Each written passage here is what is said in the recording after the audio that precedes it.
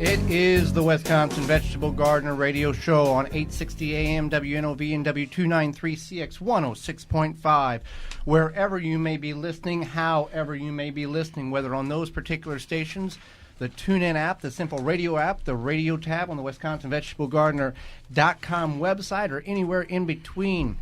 I am your host, Joy Baird.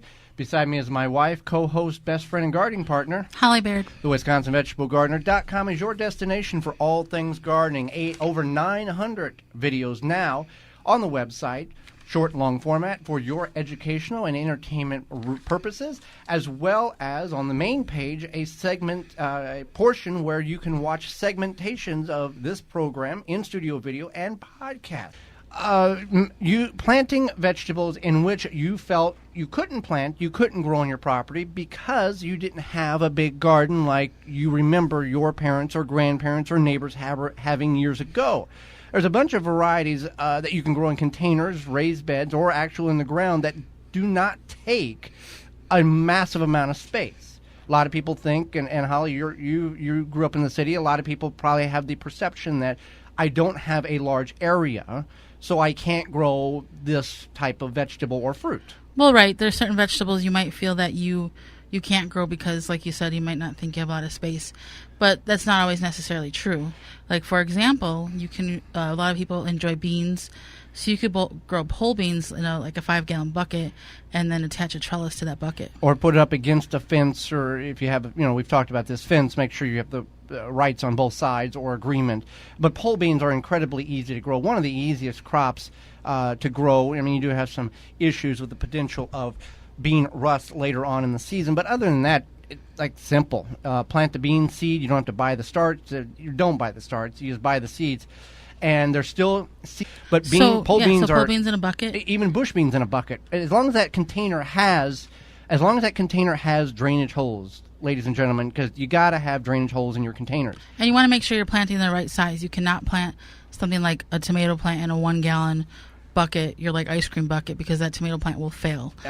Those tomato plants want at least probably about a 5-gallon bucket size to get production, to get something worth your effort. So let's talk about tomatoes. There's all kinds of varieties. We would recommend a compact variety tomato, and you can find these even at Blue Mouse. There's some compact varieties or hanging basket varieties. You could start your tomato seeds from seed now in the garden. And Holly, you did this for years before you even knew such a thing as a transplant. Well, yeah, I'm not faulting you. I'm just letting you know that there are individuals who just plant the actual seed in the ground and don't worry about a transplant. Right, that's what we did. Every Memorial Day weekend, we put the seeds in the ground, tomatoes, cucumbers. You didn't go to the garden center and buy the starts, or you physically put the seed in the ground. Right. Yeah. Yeah. So and we still had tomatoes in August. Okay, that's fine. And like everything, we just put in the ground, seeds in the ground.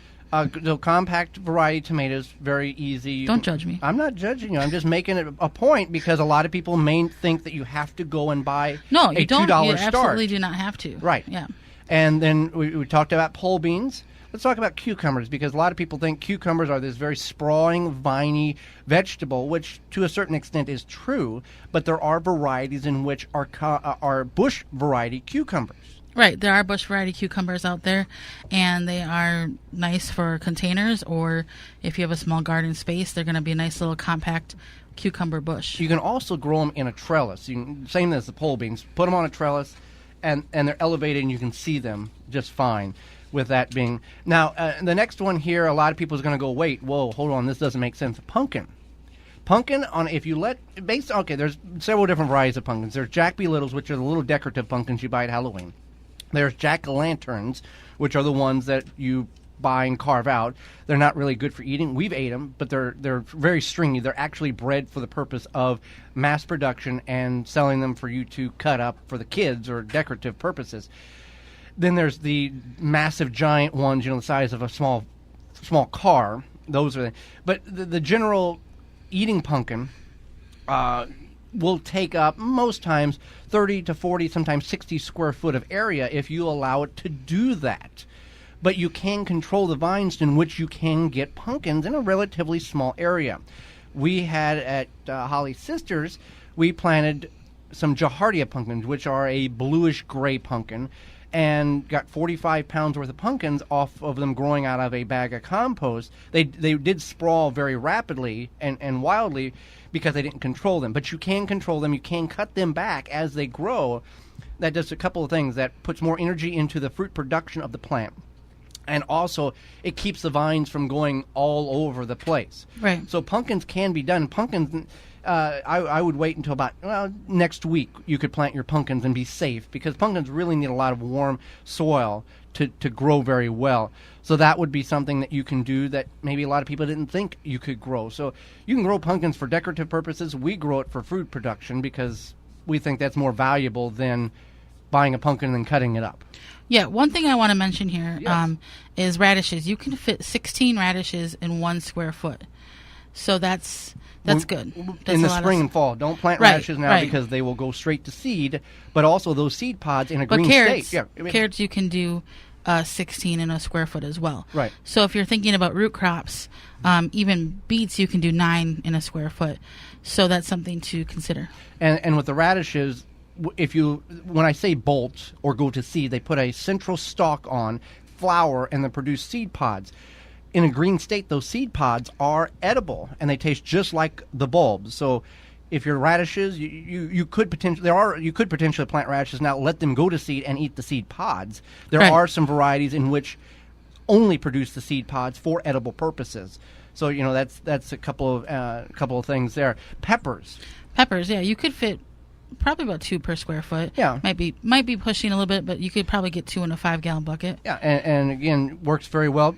And you can put those seeds just right in the ground too. Well, you could, but I would recommend, if you're going to go peppers, spend the couple of bucks at Blue Mel's and actually buy the starts, because peppers are very, very slow growing vegetable.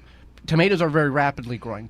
Peppers will take a very long time. That's why we start our peppers indoors for our particular gardens middle of February, and we plant them out Memorial Day weekend because they take so long to grow. So invest a little bit of money on the little money you invest in a plant start at Blue Mel's will exceed the return on investment will be multiple compared to what you buy at the store, because an organic pepper, Holly, is what, a couple bucks? Right.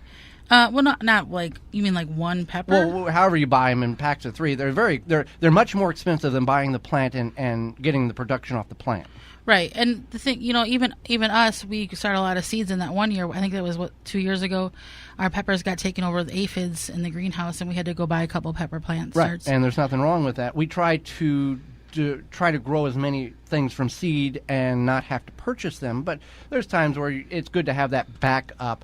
And we had the problem with the aphids again this year, but I was able to control it with soapy water and very diligently watching them and treating them like little children, basically, and making sure that they were healthy. And now they're almost all on the ground now, and they're doing fine. So we were able to save those peppers that way. So just because you have a little space, don't just say, okay, I'm just going to let the grass grow or the weeds grow up. Try to utilize that space. Grow something. Or if you don't want to turn your soil over or use your soil, you think your soil might be shady or you don't know, then you can definitely think about some containers as well. Yeah, containers, grow bags, grow bags, buckets, straw bales works just well. If you're in the Milwaukee or surrounding areas, just tune your radio to 860 AM or FM 106.5. You can also find links on our Facebook pages, The Wisconsin Vegetable Gardener and Home Canning. Our website, thewisconsinvegetablegardener.com, click on the radio tab at the top of the page, then click on the Listen Live button, and you'll have immediately access to our live program. Mobile devices work very well also. Go to your app store and download for free the TuneIn app or the Simple Radio app. Then search WNOV 860, save it to your favorites, and you can have access to our radio show live wherever you're at in the world. Our radio program will also have podcast replay under the radio tab several days following the live broadcast. You can find all of these links in the show notes below. Our show airs 9 to 10 a.m. Central Standard Time every Saturday, March through the end of October. And we want to thank our sponsors, because without them, this would not be anywhere possible. You can find all of their links under the radio tab on our website at thewisconsinvegetablegardener.com. For more information, please visit thewisconsinvegetablegardener.com.